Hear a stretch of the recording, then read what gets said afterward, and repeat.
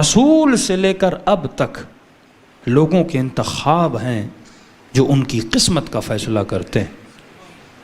میں نے ایک سمپل سی مثال دی، میں نے کہا اگر دو بیماریاں ہیں، جسم کی اور روح کی، جسم بیمار ہوتا ہے تو بندہ کس کے پاس جاتا ہے؟ جسم کے ڈاکٹر کے پاس۔ اب آپ کو شوگر ہے، آپ کا بی پی ہائی ہے، یا کسی کی آنکھیں خراب ہیں، تو میں نے بولا آئیے آپ کو بہترین ڈاکٹر کے پاس لے جاتا ہوں، ایسی دوا ہے، شفا ہی شفا ہے۔ اور آپ جیسے اس ڈاکٹر کی کلینک میں پہنچے آنکھیں بنوانے کے لیے، تو آپ نے دیکھا ڈاکٹر اندھا ہے، تو آپ کو کہ مولوی صاحب کہاں لائے ہو؟ جو اپنا علاج نہیں کر سکا وہ میرا علاج کیسے کرے گا؟ بعض لوگوں کو بالوں کا بڑا شوق ہوتا ہے، مولانا بال جھڑ گئے ہیں، میں نے کہا آؤ کراچی میں بہترین ڈاکٹر آیا ہے، ایسا تیل دیتا ہے، ایسی دوائیاں دیتا ہے کہ فوراً بال نکل آئیں گے، گلو گل شن و بہار ہو جائے گی آپ کے سر پہ۔ اور آپ جیسے اس ڈاکٹر کی کلینک میں گئے اور آپ نے دیکھا ڈاکٹر خود گنجا ہے، تو آپ بولو گے نا مولوی صاحب یہ کہاں لے کر آئے ہو مجھے؟ جس کی دوا اس کے سر پہ اثر نہیں کرتی تو میرے سر پہ کیسے کرے گی؟ اتنی عقل آپ کو ہے کہ کبھی بھی ایسے ڈاکٹر کے پاس نہیں جانا جس کی دوا اس کے لیے اثر انداز نہیں ہے، تو میرے لیے اثر انداز کیا ہوگی؟ تو میں نے کہا بندے خدا عقل سے پوچھ، یہ ہے جسم کی بیماری، کچھ ہیں روح کی بیماریاں۔ تو اگر جسم کا معالج ہے تو روح کا بھی تو کوئی نہ کوئی معالج ہوگا نا۔ پہلے کاغذ و قلم اٹھا، یہ ڈیفائن کر کے روح کی بیماریاں کیا ہیں، لکھ جو قرآن نے بیان کی۔ سب سے بڑی روح کی بیماری ہے شرک۔ سب سے بڑا گناہان کبیرہ میں سے جو گناہ ہے وہ گناہ شرک ہے۔ ہر گناہ کی معافی ہے، شرک کی معافی نہیں ہے۔ ہر گناہگار کے لیے شفاعت ہے، مشرک کے لیے شفاعت نہیں ہے۔ گناہان کبیرہ، کبھی وقت ملا 20 گناہان کبیرہ جو میرے چھٹے امام نے فرمائے، کبائر، اس سے بندہ دوری کرے، صغائر سے خود بخود بچ جائے گا۔ سب سے بڑا گناہ مثلا گناہ شرک ہے جو روحانی بیماری ہے۔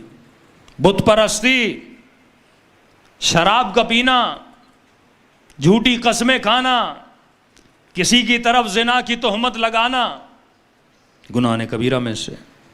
اب میں نے کہا روحانی بیماریوں کا علاج کے لیے بھی ایسا ڈاکٹر ہو جو خود ان گناہوں میں نہ پڑا ہو۔ اگر کسی نے کبھی شرک کیا ہے وہ میرا علاج کیسے کرے گا؟ اگر کسی نے کبھی بت پرستی کی ہے وہ میرا علاج کیسے کرے گا؟ اگر کسی نے کبھی شراب پی ہے وہ میرا علاج کیسے کرے گا؟ اگر کسی نے کبھی جھوٹی شہادتیں اور جھوٹی قسمیں کھائی ہیں وہ میرا علاج کیسے کرے گا؟ تو اگر جسم کے لیے تجھے ایسا ڈاکٹر چاہیے جس کی دوا میں اثر ہو، تو روح کے لیے بھی ایسا ڈاکٹر ڈھونڈنا ہوگا جس نے کبھی خود گناہ نہ کیا ہو۔ یہ کلی فیصلہ ہے۔ تو میں نے کہا اے مسلمان، جب بھی کسی صحابی کا نام آتا ہے آگے رضی اللہ عنہ آتا ہے، لیکن جب علی کا نام آتا ہے تو آگے کرم اللہ وجہہ آتا ہے۔ جب ہم نے تم سے پوچھا کہ یہ بتا علی رضی اللہ کیوں نہیں، علی کرم اللہ کیوں ہے، تو جواب تم نے خود دیا، کیونکہ سب کے چہرے بتوں کے سامنے جھکے تھے، علی کا چہرہ کبھی بتوں کے سامنے نہیں جھکا۔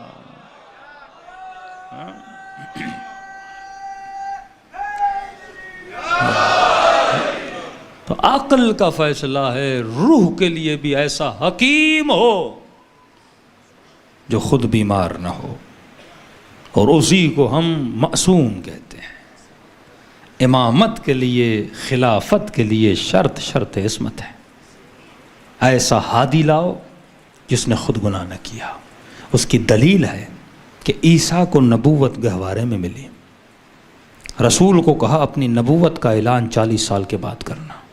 کہ کیوں یہ صاحب شریعت ہے، یہ صاحب حکومت ہے، یہ صاحب دین ہے۔ کہ اے محمد پہلے خود کو ثابت کرو پھر مجھے ثابت کرواؤ۔ 40 سال تک کسی نے نبی پہ کسی گناہ کی تہمت نہیں لگائی۔ اب جب یہ محمد بولے گا نا کوئی خدا ہے، کسی نے نہیں بولا یہ جھوٹا ہے، علیہ باللہ۔ ہاں یہ کہتے تھے ساحر ہے، یہ کہتے تھے مجنون ہے، جادوگر ہے، لیکن کبھی کسی نے نہیں کہا کہ محمد جھوٹ بولتا ہے۔ سب کہتے تھے یہ صادق ہے، یہ امین ہے، یہ سچا ہے۔ جب رسول نے بولا نا شراب نہ پیو تو کسی نے یہ نہیں کہا لیاذ باللہ آپ پیتے تھے آج ہمیں منع کر رہے ہو، کہ 40 سال خود کو ثابت کر، ہر اس چیز کا حکم دیا جو رسول نے خود نہیں کیا تھا۔ اب سوال رسول کے بعد بھی مسند پہ وہ بیٹھے نا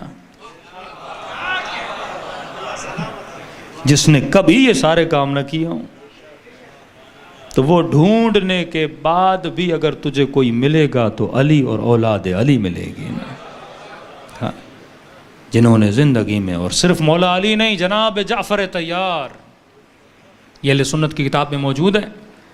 جناب جبرائیل نازل ہوئے اور اللہ نے کہا کہ اے میرے حبیب جعفر کا شکریہ ادا کرو۔ کیا مقام ہے کہ حبیب جعفر کو کہو کہ تیرا خدا تیرا شکریہ ادا کرتا ہے۔ ہاں، نسبت علی سے ہے نا۔ تو جب رسول نے کہا کہ جعفر خدا نے پیغام بھیجا ہے وہ تیرا شکریہ ادا کرتا ہے، کہ رسول خدا میرا شکریہ کیوں؟ کہ اللہ کہتا ہے تم نے ایام جاہلیت میں بھی اسلام کی پاس رکھی۔ 2-3 کام تھے جو جناب جعفر نے اسلام کے آنے سے پہلے بھی نہیں کی، کہ جعفر تیرا شکریہ تو نے کبھی زنا نہیں کی، جعفر تیرا شکریہ تم نے کبھی شراب نہیں پی، جبکہ ابھی حرمت کا حکم نہیں آیا تھا لیکن تم نے کبھی نہیں پی، کہ جعفر تیرا شکریہ تم نے کبھی کسی بت کو سجدہ نہیں کیا۔ تو جب جعفر طیار نے کسی بت کو سجدہ نہیں کیا تو ابو طالب کیسے سجدہ کر سکتے ہیں؟ یہ خود ان کی کتابوں میں موجود ہے، فضائل جناب جعفر طیار، کہ اللہ تجھے انعام یہ دے گا کہ تجھے جنت میں 2 پر عطا کرے گا۔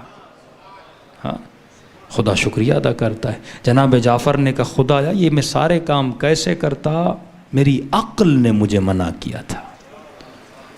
آج کوئی بھی کام خلاف عقل ہو نا وہ گناہ ہے۔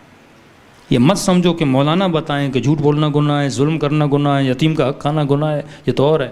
کوئی بھی ایسا کام جسے آپ کو آپ کی عقل روکے، عقل دنیاوی نہیں، عقل اخروی ایک الگ بحث ہے۔ ایک مرتبہ عقل دنیا بولتی ہے یہ کام کرو فائدہ ہے، لیکن عقل اخروی بولتی ہے یہ کام نہ کرو نقصان ہے۔ عقل کا مطلب ہر وہ کام جو میری قبر و قیامت کو کیا کرے، نقصان دے۔